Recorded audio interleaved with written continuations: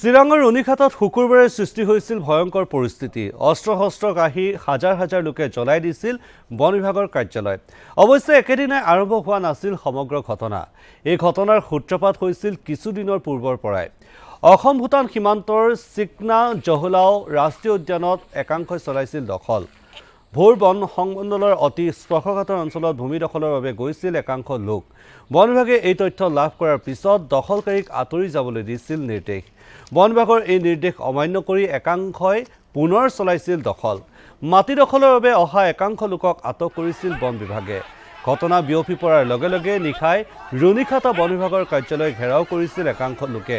প্ৰতিবাদকাৰীক আৰক্ষীয়ে দুৰ্ব্যৱহাৰ কৰাৰ অভিযোগ উঠাত অধিক জটিল হৈ পৰিছিল পৰিস্থিতি। পিছদিনা ৰাজপথলৈ ওলাই আহিছিল হাজাৰ হাজাৰ লোক আৰু তাৰ পিছতে দেখিবলৈ পোৱা গৈছিল এক ভয়ংকৰ পৰিস্থিতি। অস্ত্ৰ শস্ত্ৰ কাঢ়ি এক বন বিভাগৰ কাৰ্যালয় জ্বলাই দিয়া দেখিবলৈ পোৱা গৈছিল। ভয়ংকৰ পৰিস্থিতিৰ সৃষ্টি হৈছিল ৰুণীখাটাত। শুকুৰবাৰে সংঘটিত হৈছিল এই ভয়ংকৰ পৰিৱেশ। একাংশ লোকে দখল কৰিছিল বন বিভাগৰ মাটি আৰু সেই বন বিভাগৰ মাটি দখল কৰাক বাধা দিয়াক লৈয়ে উত্তপ্ত পৰিস্থিতিৰ সৃষ্টি হয়। এটা সময়ত সেই পৰিস্থিতিয়ে ভয়ংকৰ ৰূপ ল'লে। অস্ত্ৰ শস্ত্ৰ কাঢ়ি হাজাৰ হাজাৰ লোকে জ্বলাই দিছিল বন বিভাগৰ কাৰ্যালয়ত। অৱশ্যে এই ঘটনা একেদিনাই হোৱা নাছিল। প্ৰথমতে তেওঁলোকক আঁতৰি যাবলৈ কৈছিল বন বিভাগৰ মাটিৰ পৰা, কিন্তু তেওঁলোক আঁতৰি যোৱা নাছিল। তেওঁলোকে সেই স্থানত পুনৰ দখল কৰিবলৈ গৈছিল। পৰৱৰ্তী সময়ত বন বিভাগ আৰু আৰক্ষী লোকে বাধা দিয়াত আৰক্ষী আৰু বন বিভাগৰ অস্ত্ৰ শস্ত্ৰ কাঢ়ি লৈ আচলতে বন বিভাগৰ কাৰ্যালয় জ্বলাই দিয়া দেখিবলৈ পোৱা গৈছিল আৰু তাৰ পিছতে পৰিৱেশ যথেষ্ট উত্তপ্ত হৈ পৰিছিল। কেইবাজনো লোকক ইতিমধ্যে গ্ৰেপ্তাৰ কৰা হৈছে, জেল হাজতলৈ প্ৰেৰণ কৰা হৈছে।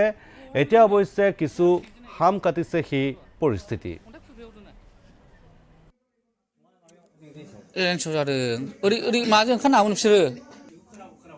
আমার এরিয়াত ভোর ব্লগর ন্যাশনাল পার্কর বাফার এরিয়া যে নাকি ইনক্রচমেন্ট হয়ে আছে তাত আমি একেলগে লগ লাগি সেইদিনা আমি দুপৰীয়া ঠিক 1:30 বজাত গৈ পালোঁ।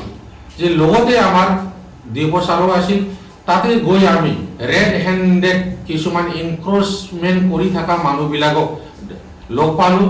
যে লগে লগে তাহাঁতক আমি 25 মান ধৰি আমাৰ ৰুণীখাটা ৰেঞ্চলৈ লৈ অহা হৈছিলে। লৈ অহাৰ পিছত আমি সিহঁতক যে মেডিকেল এটা কৰিব লাগে বুলি আমাৰ যেহেতু প্ৰচেছ আছে, সেইমতে আমি মেডিকেলত লৈ যোৱাৰ যেতিয়া নাকি আমি থামথিং কৰিছিলে, ঠিক সেই সময়ত ঠিক দুপৰীয়া 5টা মান বজাত কেইবামান মতা আৰু মাইকী লগ লাগি আমাৰ অফিচলৈ আহি আমাৰ পৰা খাৰি লৈ যোৱাৰ প্ৰচেষ্টাত সিহঁতে চেষ্টা কৰিছিলে। ঠিক এই সময়তে আমাৰ ফৰেষ্ট প্ৰটেকশ্যন পাৰ্টি বেটেলিয়ন তাহোন লগে লগে আহি ইয়াতে সিহঁতক প্ৰটেকশ্যন দিয়া হ'ল। তাৰপিছত হুলস্থুল অৱস্থাত সিহঁতক বুজাই থুজাই সিহঁতক আমাৰ ৰেঞ্জ অফিচৰ যেনেকি সন্মুখত আমি সিহঁতক বহাই দিয়া হৈছিলে। বহাই দিয়াৰ পিছত কিছুমান সময় বুজাই দিয়াৰ পিছত সিহঁতক পানী পিয়া লাগিছে বুলি কোৱাত সিহঁতক পানী চানী খুৱাই বহু সময় বুজাই থকা সময়তো সিহঁতে নুবুজাত আমি সিহঁতক লাহেকৈ আমাৰ গেটৰ সন্মুখৰ বাহিৰত সিহঁতক আমি আঁতৰাই দিয়া হৈছিলে। যে আমাৰ ওপৰত কিবা এটা কাৰোবাৰ ওপৰত, মাইকীৰ ওপৰত, মতাৰ ওপৰত যে অত্যাচাৰ ব্যৱহাৰ কৰিছে সেইটো কমপ্লিটলি মিছা কথা। আমি কাৰো গাত আমি হাত লগা নাই, বৰঞ্চ সিহঁতক বহুত ভাল ব্যৱহাৰ কৰি সিহঁতক বুজাই থুজাই দিয়া হৈছিলে। কিন্তু আমাৰ ওপৰৰ হামলাটো অকল 17 তাৰিখত নহয়, সিহঁতে 16 তাৰিখতে আমাক সিহঁতে অত্যাচাৰ কৰিছিলে। 16 তাৰিখতে সিহঁতে আমাৰ গাড়ীটো বমাৰ শুৰু কৰিছিলে। এইটো আমাৰ ভিডিঅ' ফুটেজ আছে। বাসুগাঁৱৰ ডিপাৰ্টমেণ্টেল যি নেকি গাড়ী আছে, গ্লাছ টাছ চব বহাই দিয়া হৈছিলে। যে আমাৰ ওপৰত যি নেকি ব্লেম লগাইছে, যে নেকি অজুহাত যে নেকি ব্লেম লগাইছে, এইবোৰ কমপ্লিটলি মিছা কথা। কিন্তু আমি য'ত সিহঁতে বসবাস কৰিব বিচাৰিছে, যোনটো ফৰেষ্ট এৰিয়া, তাত সিহঁতে ফ্ৰেছ কৰিছে।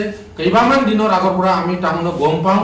গম পোৱাৰ পিছত আমি বহুতবাৰ সিহঁতক বুজাইছোঁ, বহুতবাৰ সিহঁতক মানা কৰিছোঁ।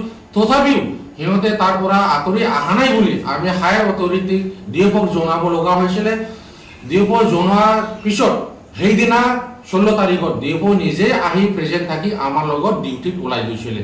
সেইখিনিয়ে সঁচা কথা, সেইটোৱে ফেক। আমাৰ ওপৰত কমপ্লিট যে নেকি মিছা যে নেকি ইলজাম লাগাইছে সেইবোৰ কমপ্লিটলি মিছা কথা।